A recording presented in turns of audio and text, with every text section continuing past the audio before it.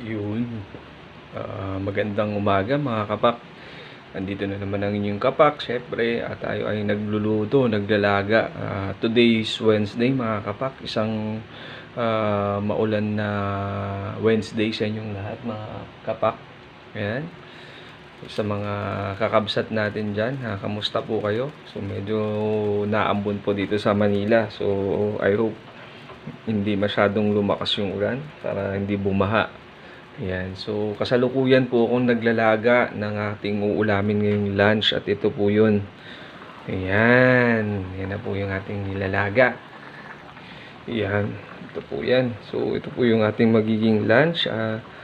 Kung tawagin po sa aming mga Ilocano, ito po ay lauya. Ayan, or nilagang pata. Ayan, pata ng baboy po yan.